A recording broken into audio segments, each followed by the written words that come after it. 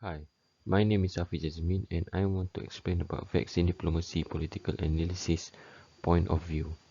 The experts agree the efforts of so many states to produce and distribute in the world their own national anti-COVID vaccine have set in motion a new form of geopolitical and soft power competition. Analysts say both Russia and China have typically signed supply deals that reinforce pre-existing political alliances, but production problems for vaccines manufactured in the West may be enough of an incentive for some non-traditional allies to look to Moscow and Beijing. Here are some pictures about China's and Russia's vaccine diplomacy spans across the globe. Some analysts have argued that current COVID-19 predicament can be explained by a catastrophic failures of science policy interface with the increasing global death toll and seemingly undebated virus spread in all parts of the world. The global health machinery has come under a spotlight of scrutiny. Experts and laypeople alike are pondering on how society reached this point and if policymakers and leaders could have done better with this predicament. Next is why China and India are in vaccine diplomacy. Today, vaccine diplomacy is used to describe the global diplomatic efforts to achieve efficient and fair distribution of COVID-19 vaccines around the world, especially to low and lower middle income countries. In contrast, vaccine nationalism has been used to criticize countries, especially in the West, developed for hoarding vaccines for their own citizens. Diplomacy is conducted to serve a country's national interests.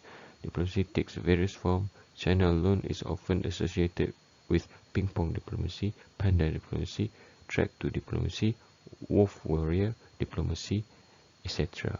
Regardless of the form, all diplomatic activities are supposed to help smooth a country's foreign relation. It is disingenuous to claim that a country conducts diplomacy altruistically. Despite struggling to equal the Chinese outreach via infrastructure and investment projects in the region, the extensive pharmaceutical industry has given India the potential to counter the Chinese influence. This includes its own version of vaccine diplomacy. India currently produces two vaccines, Covishield local version of AstraZeneca manufactured by Serum Institute, a Covaxin developed by Bharat Biotech International. India's pharmaceutical industry ranks amongst the largest in the world, currently producing 60% of the world vaccines. The Serum Institute itself produced 2.5 million doses of Covishield daily. China has, on the other hand, developed four vaccines produced by Sinovac, Sinopharm, CanSino, and Anhui Zhifei Longcam, and has pledged that its vaccine will be provided as global public good. Chinese production capacities remain unclear, but Chinese state media report that all vaccine producers combined could produce as many as 2 billion doses in 2021. China has also begun outsourcing vaccine production to other countries in order to augment its production capabilities. Chinese vaccines have found their way to other continents. In South America, China managed to effectively introduce its vaccine to all countries apart of Suriname and French Guiana. The fact that Sinovac held vaccine trials in Brazil contributed to the enhanced credibility of the Chinese vaccine in the region, despite the fact that trials showed that the vaccine had lower efficacy than leading alternatives. The majority of countries accepted the donation or ordered Sinovac, with only Argentina and Bolivia choosing to inoculate their population with Sinopharm.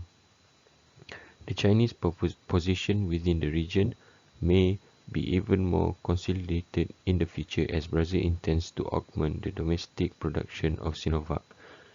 The COVID-19 pandemic has given rise to various new repurposed or newly popular terms. The news entry to the pandemic lexicon might be vaccine diplomacy, with some countries using their jabs to strengthen regional ties and enhance their own power and global status. Those are the benefits of vaccine diplomacies for a country. In early February, 500,000 doses of China's Sinopharm COVID-19 vaccines arrived in Pakistan, before soon also reaching 13 other countries including Cambodia, Nepal, Sierra Leone, and Zimbabwe. The Chinese ambassador to Pakistan declared it a manifestation of our brotherhood, a sentiment echoed by the Pakistani government. Russia has similarly used its own Sputnik V vaccine to win friends and support, providing access to countries as yet unable to start their own vaccination programs.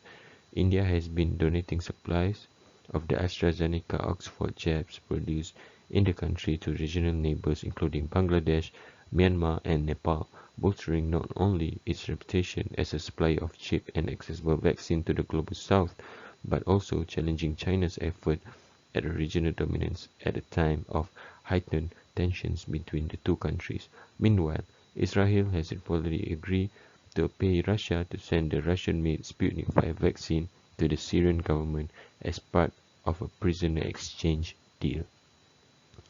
So those are my explanation about vaccine diplomacy in China and India, and why are countries accepting it and the benefits of it. If you want to do some more reading, here's some of my bibliography from which are the website article that I have taken the information from. That's all from me. Thank you very much.